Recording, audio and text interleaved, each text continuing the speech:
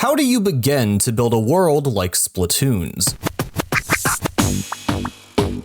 A world with such a distinct flavor, unique motifs that build upon one another, and characters who feel truly at home in this odd but detailed setting. Through the games themselves, we can gain something of an understanding, but we're still largely blind to the creative processes that allowed all of these elements to be conceived and somehow fit together. Or at least that would be the case if not for the Art of Splatoon series, a collection of books that provide a glimpse into the development of the characters, settings, and stories of each game. There are few things I enjoy more than flipping through these pages, admiring official artwork, discovering early concepts and iterations, and absorbing all of the additional information we are given by Splatoon's directors and artists. With the release of Bankala Walker, there are now 5 art books covering the creation of the 3 Splatoon games and their 2 DLC campaigns. But my favorite of these books still has to be the original Art of Splatoon. Splatoon 1's development was especially weird and experimental compared to the games that built upon it, and this book is where we see some of the strangest and most interesting results of said experimentation. Today, I want to take a close look at one of the most standout sections of this first book, a series of crudely drawn manga pages labeled Splatoon Days. At first glance, this may just look like some silly developer art, but I think this manga provides some unique insight on how Nintendo went about making stories in Splatoon's world. It shows us what is effectively an alternate version of the first game's story, depicts some otherwise unseen parts of the game's setting, and even explains a couple of loose ends left in the final product. Let's talk about it.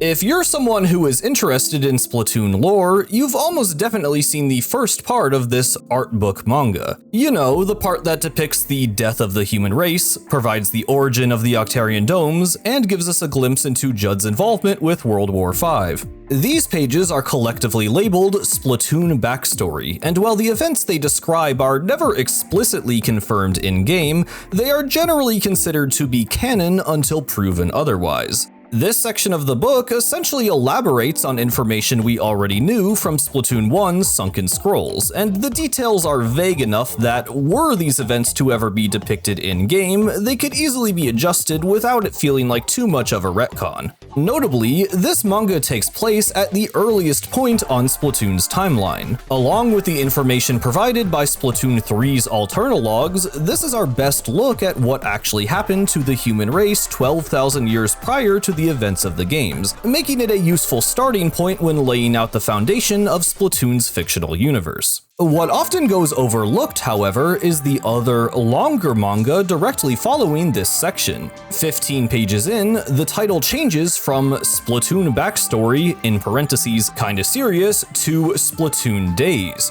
Arbitrary Delusions, and the story, rather than focusing on major events on a world scale, instead follows a young inkling girl and boy going about their daily lives and getting wrapped up in an adventure. This is the part I want to cover in this video, as I find it really interesting, and I've barely seen anyone else on YouTube ever talk about it. I plan to go chapter by chapter, summarizing the plot, as well as providing additional context and referencing other sources in order to explain how this manga relates to the Splatoon canon we know today. A quick disclaimer before we get started, the way these pages are ordered is somewhat confusing.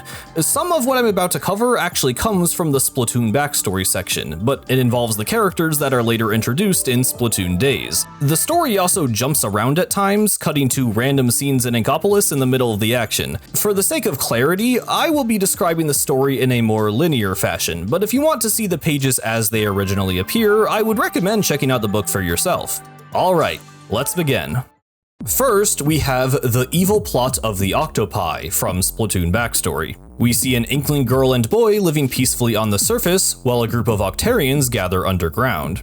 A large Octarian speaks to the crowd about a plan to defeat the Inklings, the ones who had forced them to flee underground after an Octarian defeat some time ago. A Professor Octarian then describes the current situation of the underground domes. It explains that, due to an energy shortage, roughly 17% of Octarian society has become uninhabitable. It specifically brings attention to the artificial suns at the top of each dome, referring to each of them as the Great Octarian. The large Octarian interrupts, stating that a recon team recently discovered one such great Octarian on the surface world, but mentions that the squids seem to hide it away at night. It then proposes a mission to the other Octarians. An A team will enter the Inkling City and attack, serving as a distraction, while a B team will take a UFO to the great Octarian in the sky and steal it. The next morning, they put their plan into motion. We see an oblivious Inkling man yawning as the Octarian A team emerges from a manhole, and the B team flying in their UFO. However, their plot is cut short as the Inkling girl from the beginning pulls out an Inkzuka and shoots the UFO down.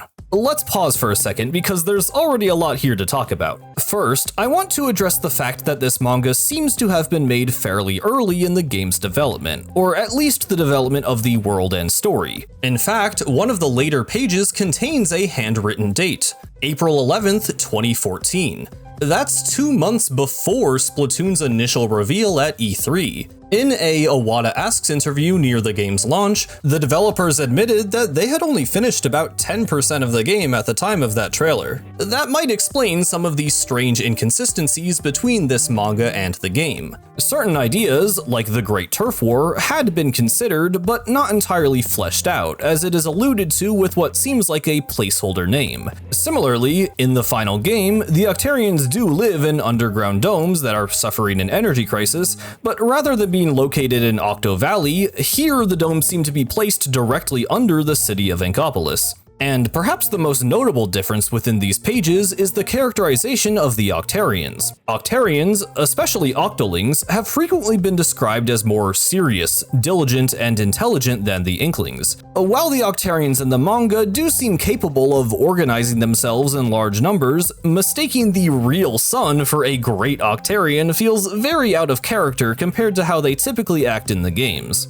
So clearly, the manga does not completely align with the in-game canon. We are not meant to understand this scenario as a concrete event that occurred in Splatoon's world.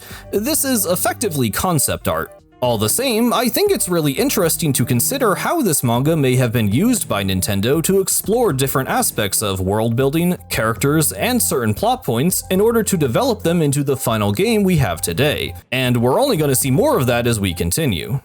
Moving along, we now have the actual start of Splatoon Days, which begins with an ominous prologue that seems to be from the perspective of an Inkling historian.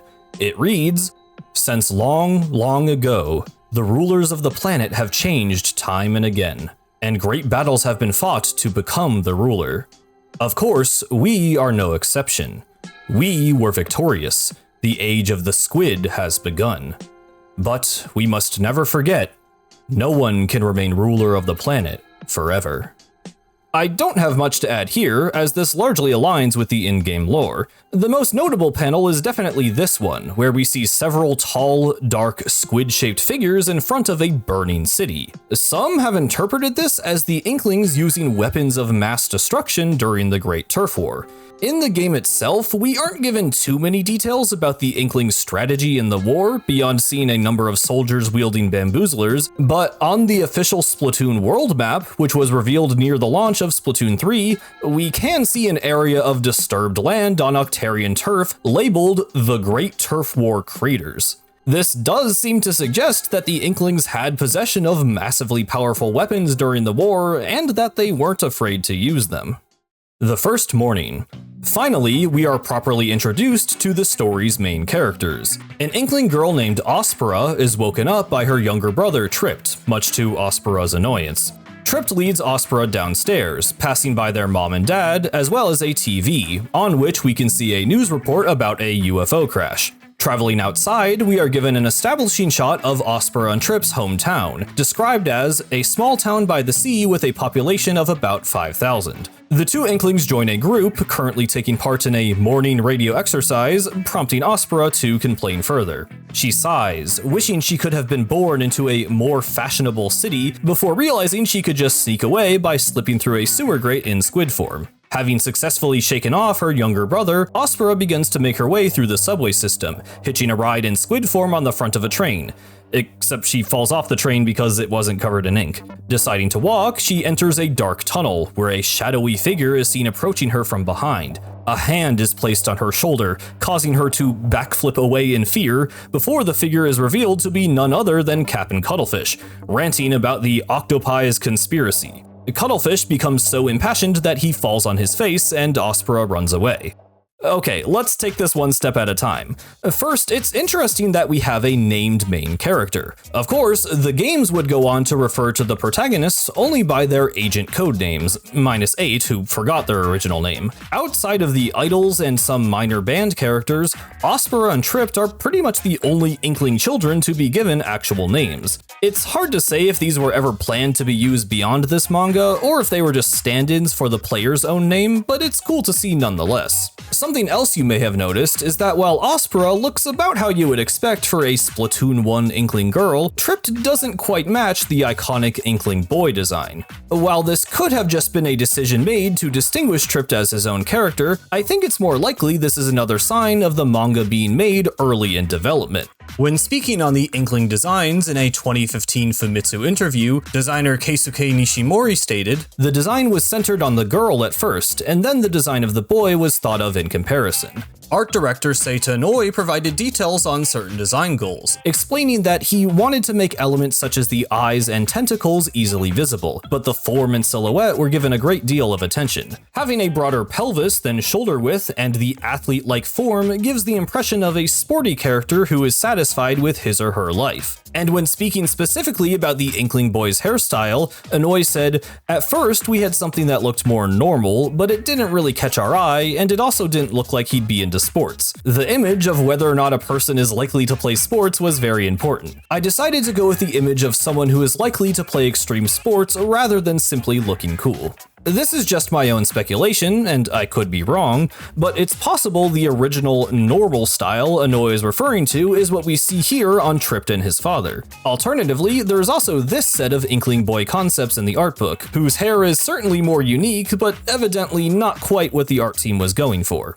Next, I like that the manga actually shows us an Inkling small town, with the main character dreaming of moving to the more trendy and modern city. This actually isn't something unique to Aspera, but seemingly the idea behind Splatoon 1's player characters in general. On the Splatoon Base website, the character bio for the playable Inklings contains this section. It seems to be from a somewhat distant region, away from the bustling streets. When they turned 14, they left their parents to be where fashion is made, and now live on their own in Inkopolis. This is in contrast to Splatoon 2's wave of Inklings, who, according to a 2017 Nintendo Dream Q&A, are stated to have come onto the ink battle scene a few years after it had become popular, and thus were less interested in carving their own path, instead carrying more of a dry practicality. This is an interesting bit of characterization that distinguishes the first generation of Inklings from Splatoon 2 and 3's, but it's an idea that isn't super present in the final game. Splatoon Days is the only time we really see this notion fully realized, as we follow Aspera from her boring life in the countryside all the way to the exciting city of Inkopolis. This includes a look at Aspera's parents, which is also something we don't see much of in the final game. They're pretty much just older looking versions of Aspera and Tripped, but it's still novel enough that I thought I'd point it out. Idol contest entry, first visit to the weapon shop, the cute part-timer, and the shoe shop owner is a nice guy. Here, the manga seems to jump ahead, with Aspera having made it to Inkopolis. She battles in a turf war against an idol, drags Tripp to Ammonites to buy a weapon from Sheldon, and visits Annie and Krusty Sean. These pages have some fun illustrations and jokes, but I don't have a whole lot to say about them. One thing I will note is that the illustrator used an early concept design of Krusty Sean, which can also be seen on page 64 of the book. It's a warehouse. An Inkling boy has Aspera and some others follow him to an abandoned warehouse. They decide to use the space to hold a turf war, but they aren't alone. After completing a match, which Aspera wins, someone yells out to the kids, telling them not to play around here. It appears to be a tall person in a trench coat. Tripped apologizes, but Aspera is suspicious. She yanks off the trench coat, revealing the figure to be an Octo Trooper on stilts. It runs away, and Aspera chases after it. So yes, despite their failed attempt to steal the sun, the Octarians did still invade the city, and were only caught due to the Inklings snooping around where they weren't supposed to. What's cool about this chapter is that it effectively shows us a group of Inklings discovering a stage. Many of the multiplayer maps across the series are places the Inklings aren't technically allowed to be, but they hold ink battles there anyway. We also know that a warehouse setting was likely one of the earliest concepts the developers had for a turf war stage, as Walleye Warehouse was a launch map in Splatoon 1, with an early version of it appearing as far back as the 2014 E3 reveal. Let's go to the factory. Carrying on from the previous chapter, Aspera and the other Inklings catch up with the Octotrooper. They tie it up to a telephone pole and demand that it explain itself. With a crazed look in its eye, the trooper claims that the Octarians are working on several super weapons to wipe the squids out, including a UFO that rains down ink, a giant bucket atop a skyscraper, and a massive inkwell satellite laser. In response, Aspera kills him, and then runs back off to the warehouse to investigate further. The other Inklings bail, either out of fear or disinterest, I guess, meaning Aspera was left to enter the warehouse alone. Side note, the manga seems to use warehouse and factory interchangeably. This actually seems like a different location than where the Inklings just held a turf war, but it's not entirely clear. Anyway, in an attempt to infiltrate stealthily, Aspera disregards the front door, deciding to instead ink the side of a vent, climb up, and jump through a window. Once inside, she finds a room full of crates and machinery, including an Octarian robot, which begins to move. Aspera jumps out from behind a wall, inks the robot's face, and uses it to climb to a higher level. Having escaped the robot's sights, Aspera gloats, saying, "Heh, what an idiot." But then, from behind her, a voice replies, "Ha, who's the idiot?" 5 Octarians approach from the other side. Spinning around, she immediately splats all of them, which seems to catch the attention of some mysterious character wearing dark sunglasses. Another Octarian quickly pulls a lever, triggering an alarm. In response, elevators rise from the floor, dispensing large numbers of Octotroopers. Before long, Aspera is surrounded. Jumping onto one another, the Octotroopers form the Wall of Octopi, charging forward and overwhelming her. So, in some ways this is the most video gamey chapter yet, but it's also one of the weirdest. To start, we have the Octotrooper interrogation scene, in which it describes massive Octarian weapons. Obviously, these are quite similar in concept to the Great Octo weapons, which were likely already conceptualized on some level as the campaign's boss fights. However, the only one depicted here to actually resemble an in-game boss is the UFO that rains down ink, sharing vague similarities with Splatoon 2's Octo Shower. It's also worth noting that the trooper claims the Octarians are in the process of making these weapons, while in the final game, the Great Octo weapons were actually used as far back as the Great Turf War, and are simply made compatible with Zapfish during the events of Splatoon 1. Speaking of the Octo weapons, the factory robot is clearly a preliminary version of what would eventually become the Octo Stomp, with Aspera even inking it and climbing up the side. I don't have much to say about the Wall of Octopi scene, other than it obviously being a lot goofier than most of the fights in-game, and it being kind of strange that the Octotroopers attack with their bodies rather than shooting ink. Like, they even have their usual vehicles in this panel, but then they just pile on top of one another, probably for comedic effect. And finally, could it be the end? This seems to be another jump forward in the story, but I'm not completely sure. According to the narration, the Octarians had been pushed back, but they executed a counterattack in a giant fighter craft. On board seems to be the leader Octarian who gave the initial mission briefing. We then see Aspera with an Inkling wearing sunglasses and a captain's hat, presumably the character from that mysterious panel last chapter. Desperate to stop the Octarians from escaping, Aspera begins searching around some kind of control panel, flicking switches and pressing buttons at random. The sunglasses character yells at Aspera to stop, but upon finding a flashing screen, she immediately taps it with her finger. This sends down a giant missile called Space Weapon Touch Pen U, which explodes the UFO and sends the Octarians flying down into the ocean below. Aspera celebrates, while the sunglasses Inkling is seen panicking and remarking that they'll be court-martialed. And believe it or not, that's the end. According to the book, sadly, no more of the story has been found, so our adventure ends here, for now. This ending is a bit abrupt and out of nowhere, but I do like the obvious reference to the Splatoon 1 Ink Strike special, which required you to tap a location on the Wii U gamepad to launch an ink missile. Though, in this context, it's being used as an actual weapon, thus the comment about being court-martialed. Essentially, the story concludes with a teenager literally committing a war crime, which, yeah, is kind of par for the course in Splatoon, but still a bit of an odd way to go out. So that's the gist of Splatoon Days, along with my thoughts on each chapter. But there's something strange you might have noticed as we were going over every page.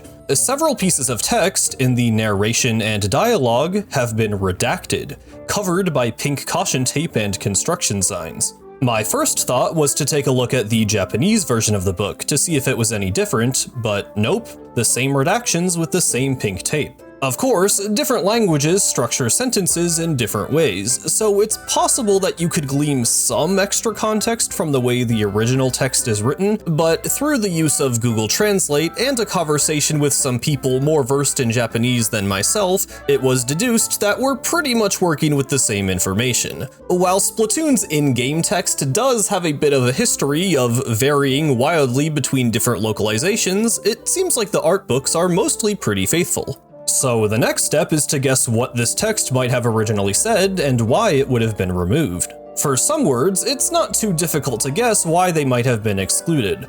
For example, the name of Aspera's hometown was likely a placeholder for Calamari County or some other town that didn't make it into the final game. When publishing this manga as a part of the official art book, the developers probably didn't want to confuse readers with the name of a town that was effectively cut from the game's canon, so it was simply removed from the narration. Fair enough. I imagine it's a similar case for the redacted operation, which, as I mentioned earlier, seems to have been a placeholder name for the Great Turf War. But other instances of redacted text are less clear. On page 12, an Inkling man is seen yawning with the dialogue, "Redacted interesting will happen today." The only word that seems to fit here is nothing, right? As in, ugh, nothing interesting will happen today. So why remove it at all? I can't imagine what this word could possibly be that would necessitate it being redacted. Weirdest of all is this page, number 36, where the main subject of the conversation has been removed in its entirety, making it pretty hard to even tell what's going on. Tripped shows Aspera a newspaper and says, "See, it seems something called redacted shows up around this place." The two of them then react to some kind of imagery that's been censored, and then Aspera says, "Think we could win?" Tripped replies, "Sis, did you just imagine something really terrible?" The two of them continue to speak about this mystery topic as some other Inklings join in. It's then revealed that someone is listening in on their conversation. So what did any of that mean? Well, this is actually one of a few pages I skipped in my initial summary, because they don't really relate to the rest of the story. Page 36 is labeled Start of the Battle, and is followed by 2 pages depicting a turf war on what appears to be Blackbelly Skate Park. And notably, this chapter ends with an ink strike being fired onto the tower in the center of the map. It's possible that what Tripped and Aspera are talking about is the ink strike itself. The photo in the newspaper sorta looks like an ink tornado, but why this would be newsworthy, I'm not sure. Maybe the idea was to establish the ink strike before Aspera used one on the Octarians, but the Inkling playing in this turf war doesn't seem to be Aspera, so I really don't know. And remember that person watching them from the shadows? That's just never elaborated on. You can probably see why I didn't bother talking about this part earlier. These 3 pages don't really fit into the existing story the manga is telling, they're just randomly placed right in the middle of the climax. I figured I should mention these oddities for the sake of being thorough, but there's unfortunately not much of a conclusion to draw here. It's pretty interesting that Nintendo bothered to redact this text at all, but upon closer inspection, it doesn't actually tell us all that much. And next, I want to speculate a bit on some other potential uses for this manga. It seems to have effectively served as concept art for Splatoon 1's general backstory, but could it have been something more? Well, let's take a look at what the book itself has to say. We've discovered ancient artwork drawn by the previous civilization that predicted the future. The contents of these pages seem to be connected. Only partial pages were recovered, but it's extremely interesting to read.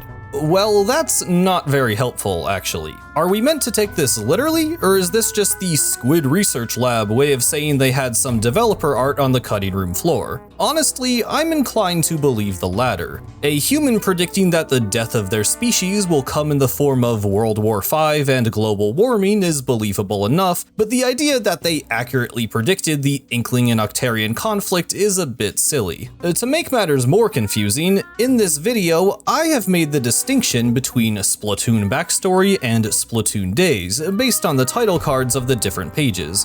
But the art book presents it more as a single, continuous story. Both of these manga, as well as the comedic 4-panel comics by Kino Takahashi, are simply placed side by side and numbered from pages 1 to 40.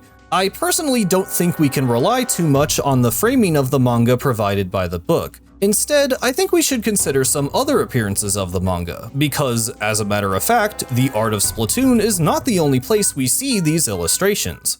In the 2014 Splatoon single-player trailer, we can see some of the same panels stitched together. Compared to how they appear in the art book, some of the illustrations have gained color, and there are even some that don't appear in the book at all. And rather than featuring Japanese or English, all of the text has been replaced with the Inkling language. I did try to translate this text using the fan-made Splatoon script ciphers, but it appears to all just be gibberish, unfortunately.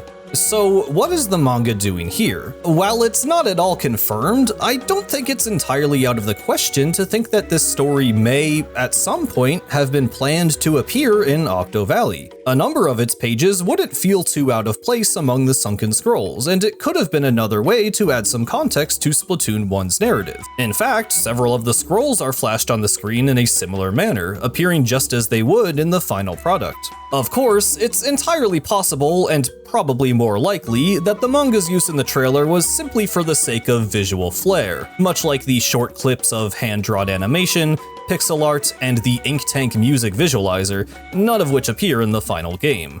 This trailer is from November 2014, almost 7 months before Splatoon 1's launch, and it's likely the gameplay footage is even older, with many level designs and even some enemies looking different from the finished game. There's a good chance Nintendo was just working with whatever they had finished at that point to put out a trailer, not unlike the reveal of Side Order, which featured several pieces of concept art that turned out to have little to do with the final look and feel of the end product. Either way, the manga was probably not made with the intention of being collectible lore in Splatoon 1. At most, this probably would have just been a way to repurpose the illustrations. Speaking of, Splatoon 2 actually did just that.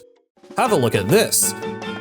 The Octarian Retro is a piece of in-game gear, introduced in the second title, featuring the illustration of the tied-up Octarian. Splatoon's clothing is canonically made by companies within the world of the game, so this sweatshirt could potentially suggest that the manga exists as an in-universe piece of fiction. Now, an image being on a piece of clothing does not necessarily make it canon. Splatoon 1 had a dress and a hat from the Squid Girl anime, there's a shirt in Splatoon 2 parodying the Nintendo World Championship logo, and plenty of Splatfest gear referencing real-world brands. The Octarian Retro could be a similar case. The first, Art of Splatoon, came out before Splatoon 2, so perhaps it was simply intended to be a deep-cut reference for hardcore fans. Then again, the manga existing in-universe might help to explain some inconsistencies, such as the Octarian's plan being a lot stupider, the placement of the domes, the different Octostomp design, and the main characters looking different from the playable Inklings.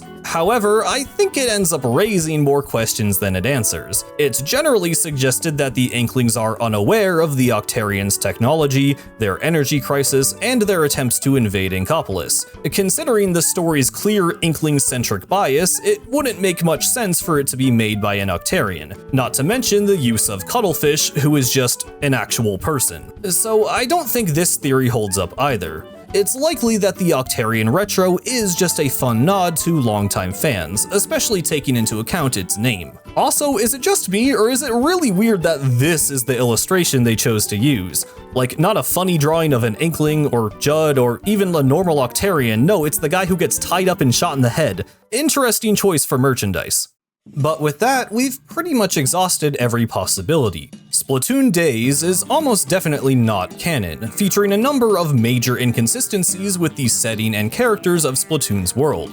While the manga briefly appeared in a trailer, it doesn't seem to have any direct connection to the story of Octo Valley. And while it does appear on a piece of gear in Splatoon 2 and 3, it doesn't quite make sense for it to be a fictional story told in-universe. It's also worth mentioning the manga's subheading in this context: Arbitrary Delusions. If you wanted to write an important prologue/backstory for your game that players should read as a concrete part of the canon, you probably wouldn't consider it arbitrary, and you definitely wouldn't call it a delusion. To the best of my knowledge, it seems like Splatoon Days is pretty much exactly what it looks like: developer art, used to put some ideas to paper. It was essentially a draft of Splatoon 1's story. Once certain elements, like the Inklings, Octarians, and the underground domes had been established, but before there was a clear vision for character motives and the protagonist end goal. It explores a story format that alternates between casual fun in the city and the unraveling of a more serious plot,